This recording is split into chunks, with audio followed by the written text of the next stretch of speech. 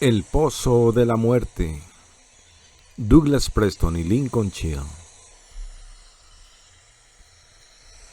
Capítulos 58 a 60.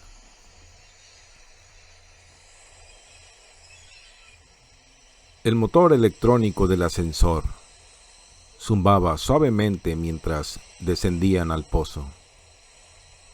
Streeter, de pie en un ángulo de la plataforma, apuntaba con su pistola a Rankin y a Bonter, que estaban de pie frente a él. Lyle tiene que escucharnos, rogó Bonter. Roger dice que debajo de nosotros hay un gran vacío. Él lo ha visto en la pantalla del sonar. El pozo de agua y la cámara del tesoro están construidos sobre un... Cuénteselo a su amigo Hatch, si es que todavía está vivo, le respondió Streeter. ¿Dónde está Hatch? ¿Qué ha hecho con él? Streeter levantó apenas la pistola. Sé muy bien lo que estaban planeando. Mon Dieu, usted está tan paranoico como... Cállese. Yo sabía que no se podía confiar en Hatch. Lo sabía desde el primer día que lo vi. El capitán a veces es un poco ingenuo. Es un hombre, un buen hombre, y confía en la gente. Por eso me necesita. Pero yo sabía que el tiempo me daría la razón. En cuanto a usted, zorra, se ha equivocado de bando. Lo mismo que usted, dijo, moviendo la pistola en dirección a Rankin. El geólogo estaba en el borde de la plataforma, agarrado con la mano sana a la barandilla. Usted está loco, dijo.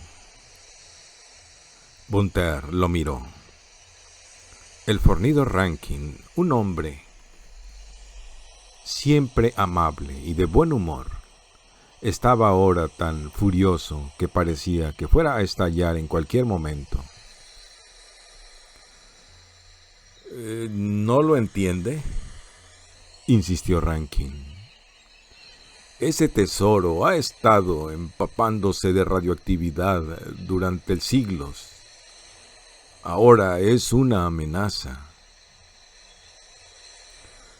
Siga hablando y le cerraré la boca de un puntapié, amenazó Streeter.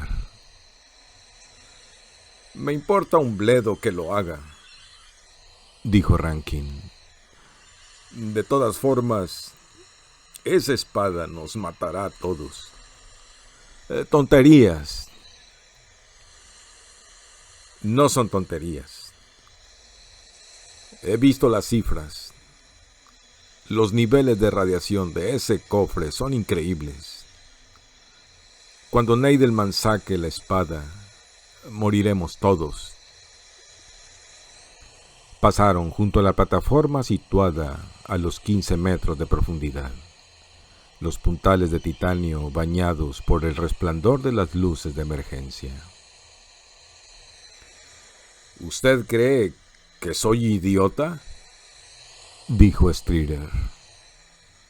¿O está tan desesperado que dice cualquier cosa para salvarse? Esa espada tiene por lo menos 500 años, y en la Tierra no hay ninguna fuente de radioactividad natural que sea tan poderosa. Tiene razón, en la Tierra no hay nada. Rankin se inclinó hacia adelante. Pero esa espada fue hecha con un maldito meteorito. ¿Y qué estás diciendo?, susurró Bonter. Strider soltó una carcajada áspera como un ladrido.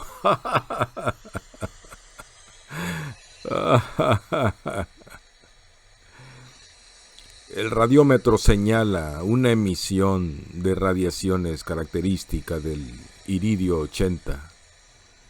Se trata de un isótopo pesado del iridio, jodidamente radioactivo. Rankin escupió por encima de la barandilla. El iridio es escaso en la Tierra, pero muy común en los meteoritos de níquel y hierro. El geólogo se balanceó hacia adelante e hizo una mueca de dolor cuando la mano herida rozó la plataforma. Strider, déjenos hablar con el capitán, dijo Von Terr. De ninguna manera. El capitán ha trabajado durante años para conseguir este tesoro. Hasta habla en sueños de él. El tesoro le pertenece a él y no a un geólogo peludo que se unió al equipo hace 3 meses. O a una puta francesa. Es de Neidelman y de nadie más. Estúpido hijo de perra. Los ojos de Rankin llameaban de cólera. Strider apretó los labios, pero no dijo nada. ¿Sabe una cosa?, continuó Rankin. Al capitán, usted no le importa nada. ¿Cree que en la actualidad él se molestaría en salvarle la vida? Ni lo sueñe. Solo le preocupa su maldito tesoro. Para él es como si usted ya no existiera. Strider apretó el cañón de la pistola contra la frente de Rankin. Adelante, dijo Rankin. Dispare y terminemos con esto. O suelte la pistola y pelee como un hombre. Lo haré polvo con una sola mano. Strider dirigió el arma hacia la barandilla y disparó. La sangre salpicó los muros del pozo cuando Rankin retiró bruscamente la mano. El geólogo cayó de rodillas, llorando de dolor y rabia. ¡Oh! El índice y el dedo corazón le colgaban de unas desgarradas tiras de piel. Strider empezó a patearlo violentamente en la cara. Von Terr se lanzó gritando sobre el capataz. De súbito se oyó un bronco rugido en las profundidades, seguido un segundo después de una violenta sacudida que los arrojó a todos sobre la plataforma. Rankin, con las manos destrozadas, se tambaleó hacia atrás, sin poderse agarrar a la barandilla, y Von Terr lo cogió con el cuello de la camisa para evitar que cayera al vacío. Strider fue el primero en recuperar el equilibrio, y cuando Von Terr por fin puso de pie, el capitán ya estaba agarrado a la barandilla y les apuntaba con la pistola. Toda la estructura se sacudía con violencia y los puntales de titanio crujían en protesta. Debajo de ellos se oía el rugido demoníaco del agua. El ascensor se detuvo.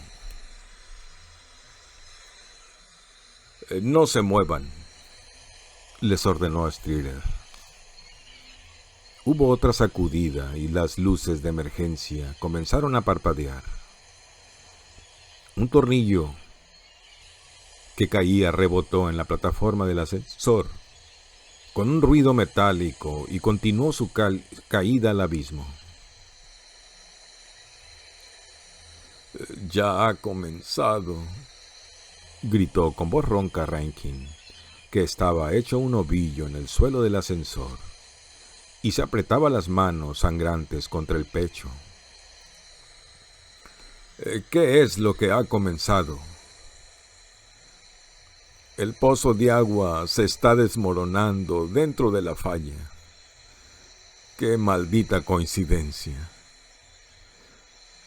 Cierren la boca y salten, dijo Strider, y señaló con la pistola la plataforma construida a 30 metros de profundidad, que estaba algo más abajo de donde se había detenido el ascensor. Otro temblor sacudió el ascensor, que se inclinó hacia un lado. Una bocanada de aire helado sopló desde el abismo. ¿Coincidencia? Esto no es ninguna coincidencia, gritó Von Terr. Se trata de la trampa secreta de Macallan.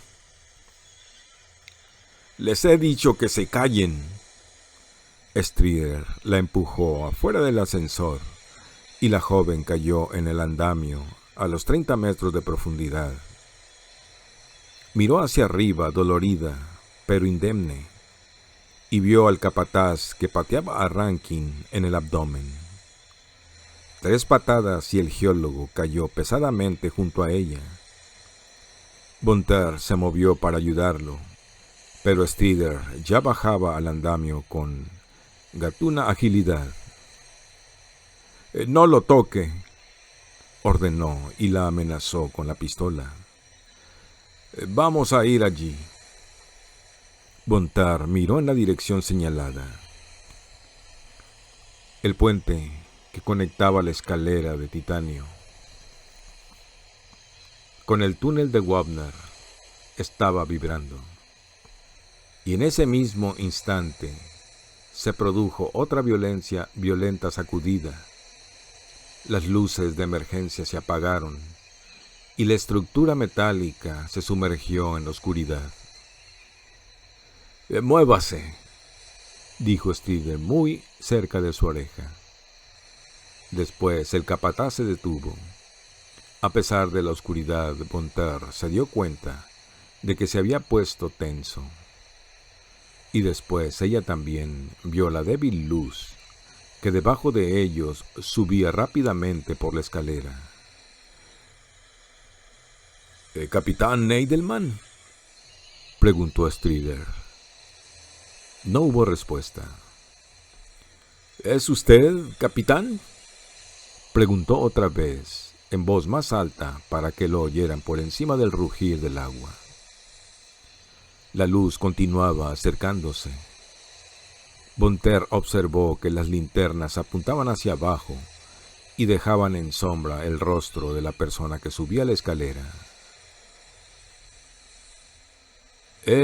«Usted, el de abajo», gritó Strider, «déjeme ver su cara o disparo». Una voz apagada dio unas palabras que no llegaron a entenderse. «¿Capitán?». La luz se acercó aún más. Ahora estaba a unos 3 metros más abajo y de pronto se apagó. «Joder», dijo Strider, y apoyando contra la barandilla, las piernas abiertas, apuntó hacia abajo. «Quien quiera que sea», gritó. «Voy a...». Algo se movió en la otra punta del andamio. Strider, sorprendido, se dio la vuelta y disparó, y a la luz del fogonazo Von Terr vio que Hatch le daba un puñetazo en el estómago a Strider. Al golpe en el abdomen le siguió un directo a la mandíbula. Strider retrocedió tambaleándose, y Hatch, tras él, lo cogió de la camisa y le golpeó muy fuerte en la cara, 2 veces. Cuando le daba el segundo puñetazo, se oyó un crujir de huesos, y la nariz de Strider se rompió salpicando sangre y mocos. Strider gimió y su cuerpo se aflojó. Hatch lo soltó, De repente Strider le dio un rodillazo. Hatch, gritando por la sorpresa y el dolor, cayó hacia atrás. Strider cogió su pistola. El capataz le apuntó a Hatch. Se arrastró hasta el otro lado del andamio. Se oyó un estallido y la bala dio en un puntal de titanio a su izquierda. Hatch se movió hacia el otro lado y una segunda bala pasó entre las vigas. Después oyó un jadeo y un gruñido. Von Terr había agarrado a Strider por la espalda. Hatch arremetió contra el capataz justo cuando él se quitaba de encima a la muchacha con un golpe brutal que la lanzó hacia la boca del túnel. Strider, rápido como un gato, volvió a apuntar a Hatch con la pistola. El joven se quedó inmóvil, el puño suspendido en el aire, la mirada fija en el cañón de la pistola. Strider lo miró a los ojos y sonrió. La sangre que le salía de la nariz le manchaba los dientes de rojo. Pero el capataz se tambaleó hacia un costado. Rankin no podía usar las manos, pero se había puesto de pie y empujaba a Strider hacia el borde del puente de metal con su cuerpo. Por un momento pareció que iba a caer, pero recuperó el equilibrio y disparó contra Rankin a quemarropa. El geólogo movió convulsivamente la cabeza hacia atrás y luego se desplomó. Pero el puño de Hatch conectó con la mandíbula de Strider en el instante en que éste se daba la vuelta. Strider retrocedió hasta apoyarse en la barandilla y el metal protestó con un chirrido. Hatch no perdió el tiempo y lo empujó con fuerza contra las dos manos. La barandilla cedió. El capataz cayó, no sin antes hacer un último esfuerzo desesperado por agarrarse a la plataforma. Se oyó un grito de sorpresa o de dolor al retumbar de un disparo y el ruido de la carne que golpea contra el metal. Y luego, muy abajo, una zambullida que se confundió con el ruido del agua que hervía en las profundidades. Hatch se levantó, la respiración agitada por el esfuerzo. Se dirigió hacia donde estaba Rankin. Von Terr ya estaba junto al geólogo. La luz de un relámpago reflejaba en la estructura metálica. Le reveló que ya no había nada que hacer. Se oyó un gruñido. La linterna volvió a encenderse. Y Woody Clay trepó al andamio, la cara sucia de sudor y sangre seca. Él era quien había subido lentamente por la escalera desde abajo, tratando de distraer a Strider mientras Hatch trepaba por la parte trasera de la estructura metálica y lo atacaba por sorpresa. Hatch abrazó con fuerza a Von Terr y enredó sus manos en el pelo de la joven. «Gracias a Dios», murmuró. «Gracias a Dios. Tenía tanto miedo de que hubieras muerto». Clay los miró un instante sin decir nada. «He visto que caía alguien», dijo. «¿Eso eran disparos?» Un repentino estruendo interrumpió la respuesta de Hatch. Un segundo más tarde, una gran viga de titanio pasó junto a ellos en su caída. La estructura metálica vibró a lo largo de sus 50 metros de extensión. Hatch empujó a Von Terr y a Clay para que cruzaran el puente que llevaba al túnel. «Pero, ¿qué demonios está pasando?», preguntó. «Girard ha abierto el cofre de la espada y se ha disparado la trampa final de Macallan», respondió Von Terr. Neidelman, paralizado por la impresión. vio que una serie de violentas sacudidas estremecían la cámara del tesoro. El suelo se inclinó aún más. Magnussen, que había sido arrojada contra la pared, estaba ahora medio sepultada por una masa de monedas de oro y gritaba con una voz que no parecía de este mundo. La cámara volvió a temblar y otra pila de barricas se desmoronó, estallando en un caos de trozos de madera podrida, oro y piedras preciosas. El cofre de la espada se movió debajo de Neidelman y el capitán salió de su parálisis. Sujetó la espada a su arnés y alzó la vista buscando su cuerda de seguridad. Allí estaba, sobre su cabeza, y salía por el agujero del techo de la cámara. En la base de la estructura metálica aún brillaban las luces de emergencia. Se apagaron un instante, pero volvieron a encenderse. El capitán se cogió a la cuerda justo cuando comenzaba otro violento temblor. De pronto se oyó un fuerte crujido y la juntura entre el suelo y una de las paredes comenzó a abrirse. Neidelman vio horrorizado cómo las masas de oro y piedras preciosas se deslizaban hacia la grieta. Se apilaban encima y eran absorbidas por el negro abismo en un remolino, como cuando se escurre el agua de una bañera. ¡No! ¡No!, gritó Magnussen, que se abrazaba a los lingotes de oro y a los doblones, atrapada entre su deseo de salvar las monedas y la necesidad de ponerse a salvo ella misma. Un temblor que parecía brotar del centro de la tierra retorció la cámara, y una nueva y más abundante lluvia de lingotes de oro cayó alrededor de la mujer. Cuando el peso del oro fue mayor, el remolino se hizo más rápido, y Magnussen fue absorbida y arrastrada hacia la grieta, que se hacía cada vez más grande, y el estrépito del metal apenas dejaba oír sus gritos.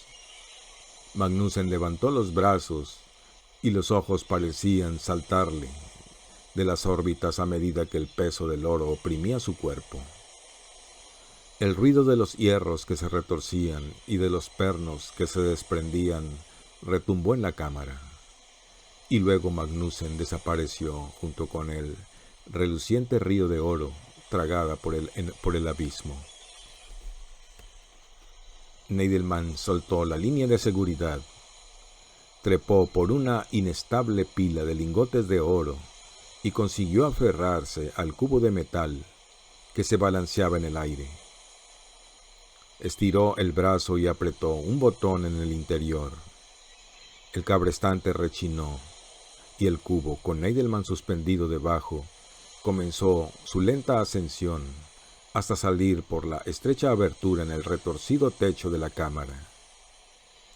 Mientras subía en dirección a la base de la escalera de titanio, Neidelman consiguió subirse al cubo y desde ahí echó una última mirada a aquella inmensa fortuna. Lingotes de oro, bolsas llenas de monedas, barricas colmadas de piedras preciosas, rollos de seda deshecha por el tiempo, que desaparecía por la grieta abierta en el suelo de la cámara del tesoro. Después la lámpara, que se balanceaba de un lado a otro, chocó contra la pared de hierro y se apagó. El fondo del pozo quedó a oscuras, iluminando apenas por las luces de emergencia de la estructura metálica, muchos metros más arriba. Neidelman vio, o quizá creyó ver, que la cámara del tesoro se desprendía de los muros del pozo de agua y era arrastrada por una inmensa y rugiente tromba de agua. Un violento temblor sacudió el pozo. Hubo pequeños desprendimientos de tierra y arena, y los puntales de titanio crujieron largamente. Las luces de emergencia titilaron y luego se apagaron definitivamente. El cubo se detuvo con un chirrido justo debajo de la escalera. Neidelman se aseguró de que la espada estaba a salvo y tanteó en la oscuridad. Sus dedos rozaron los largueros de la base de la estructura metálica. Otro terrible temblor sacudió el pozo y el capitán comenzó a trepar con la fuerza que le daba la desesperación, agarrándose al primer peldaño, luego el segundo, mientras sus pies colgaban sobre el caos. Toda la estructura de refuerzo del pozo se estremecía y vibraba bajo las manos de Neidelman como si fuera un ser vivo. Uno de los puntales más bajos se soltó con un chasquido. El resplandor de un distante relámpago le permitió ver un cuerpo que flotaba en las agitadas aguas que llenaban el fondo del pozo, y allí, suspendido en la escalera y respirando con dificultad, Neidelman finalmente se dio cuenta de la magnitud del desastre. Permaneció un instante inmóvil mientras su mente buscaba respuestas. Después, una mueca de furia deformó su rostro y de su boca salió un grito que se impuso al aullido del abismo que se abría a sus pies. ¡Hatch!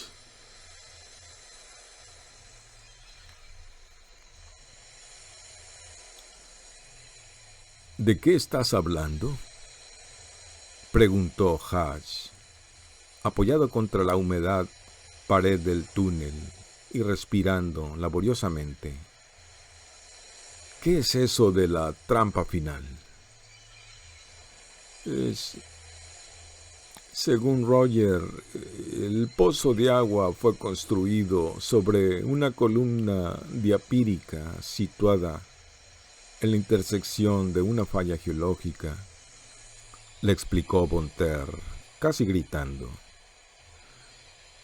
Un abismo natural que penetra profundamente en la tierra.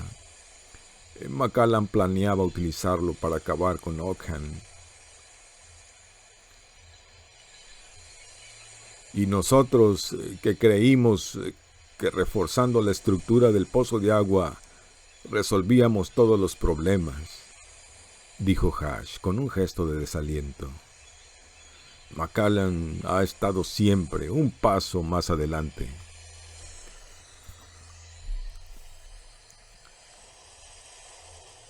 Los puntales de titanio mantienen el pozo en pie temporalmente. Si no fuera por ellos, ya se habría hundido en la falla. ¿Y Neidelman? Sais-Paz puede que haya caído al abismo junto con el tesoro. En ese caso, salgamos de aquí lo antes posible. Hatch se volvió hacia la entrada del túnel, en el preciso instante en que otro temblor sacudía la escalera de titanio. En el silencio que siguió se oyó un sonido agudo que salía de debajo del jersey de Von Terr. La joven sacó el radiómetro y se lo dio a Hatch. Lo he encontrado en tu despacho, pero antes he roto unas cuantas cosas. La pantalla estaba bastante oscura. Era evidente que la batería estaba gastada, pero el mensaje era muy claro. 244,13 rads por hora. Detectado flujo de neutrones. Probable contaminación radioactiva generalizada. Recomendación: evacuación inmediata. Evacuación inmediata. Puede ser que esté midiendo la radiación residual, sugirió Von Terr mirando la pantalla. Con 244 rads, imposible. Veré si puedo hacer funcionar el localizador. Miró a Clay y este iluminó con su linterna la máquina. Hatch comenzó a escribir en el diminuto teclado.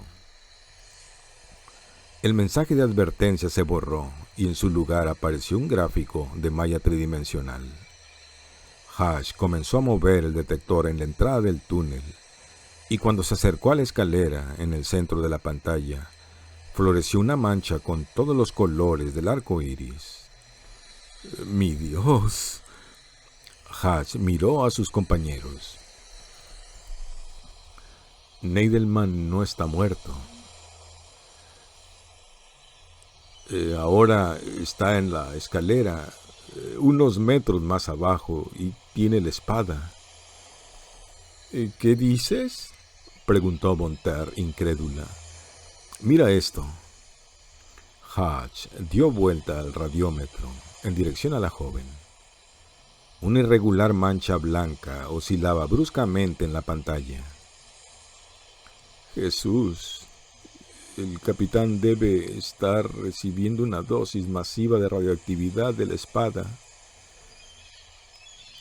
¿Se refiere a una dosis muy grande?, preguntó Clay con voz forzada.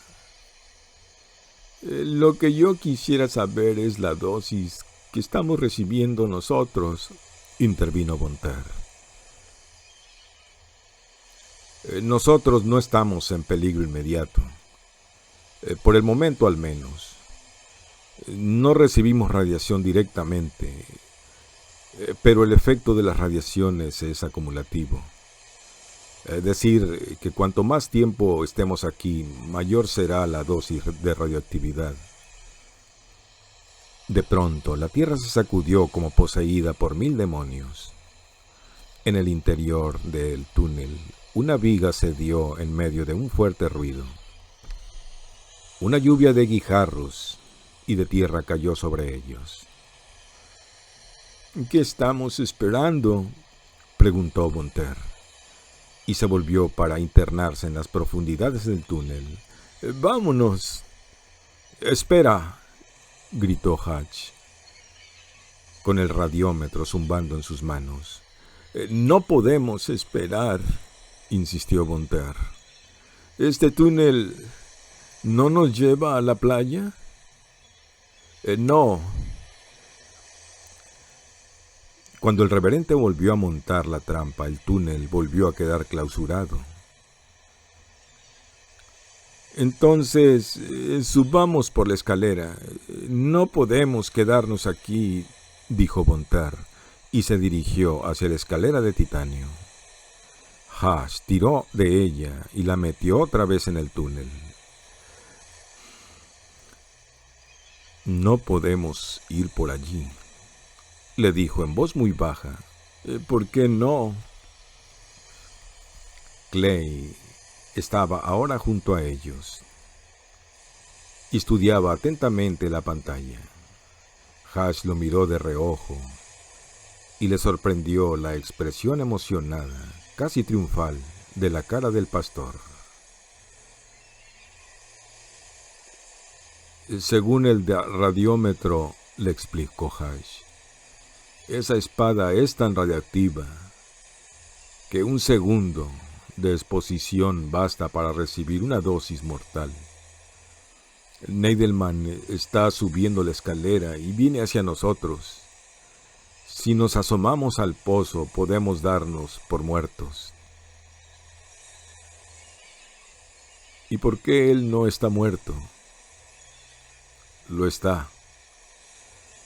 Pero la muerte por contaminación radioactiva, incluso la producida por una dosis tan enorme como la que ha recibido el capitán, no es inmediata.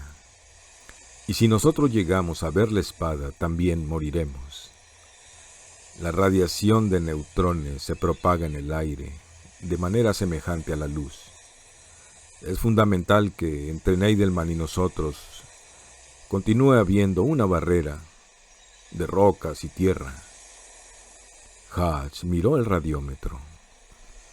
Ahora debe de estar a unos 15 metros más abajo, quizá menos. Lo mejor será que bajes por ese túnel hasta donde se parezca prudente. Con un poco de suerte, pasará junto a la entrada sin vernos. Y enseguida seguirá subiendo. Hatch oyó que alguien gritaba. Les hizo un gesto a los otros para que no lo siguieran y se arrastró por el túnel hasta situarse sobre la entrada. Un poco más allá, la estructura de titanio vibraba y se balanceaba. En el radiómetro comenzó a sonar una alarma y Hatch miró la pantalla.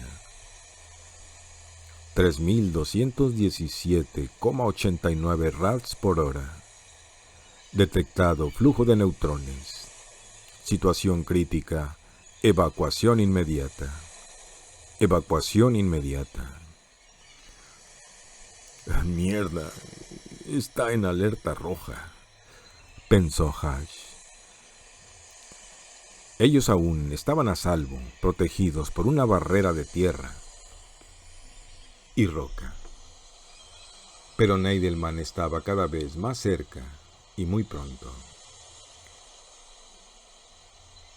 ¡Hatch!, gritó la voz áspera y cascada. Él no respondió. He encontrado el cadáver de Lyle. Hatch continuó sin responder. ¿Sabría Neidelman dónde estaba? ¿O estaba tirándose un farol? Hatch, no seas tímido, no es su estilo. He visto su linterna y voy a buscarlo, ¿me oye? Neidelman, gritó a su vez Hatch. No obtuvo respuesta. Miró otra vez la pantalla del radiómetro. La mancha blanca continuaba subiendo por el gráfico de Maya, pero aparecía y desaparecía, cada vez más débil, porque la batería estaba muy gastada.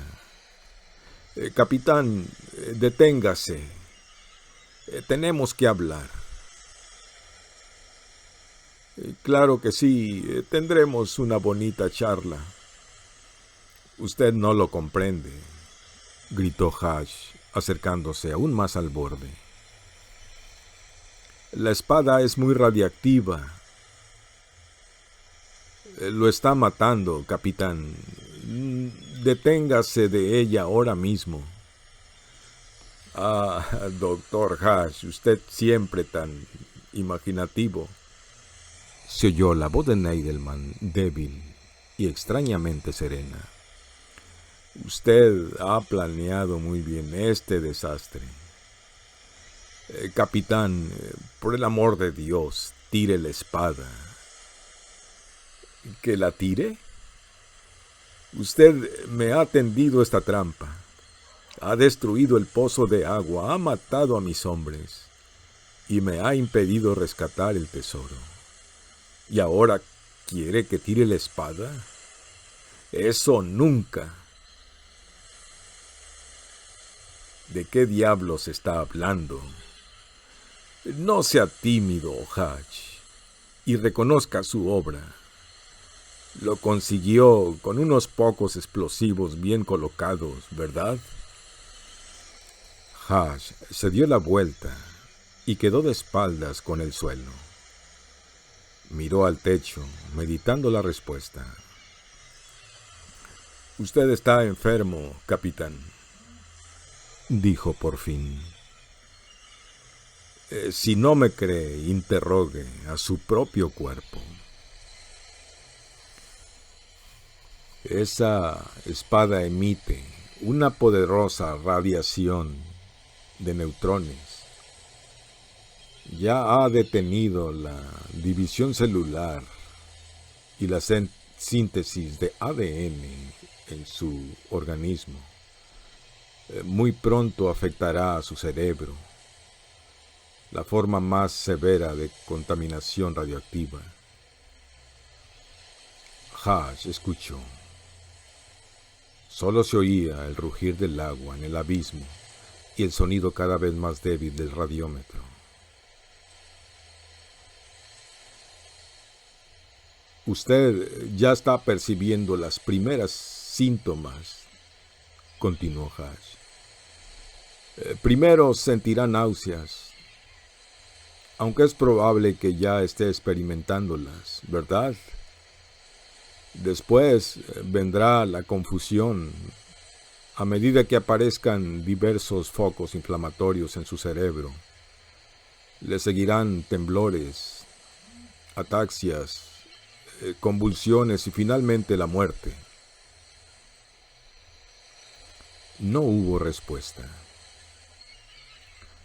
Neidelman, por Dios, escúcheme, gritó Hash. Nos va a matar a todos con esa espada. No, le respondió la voz desde abajo.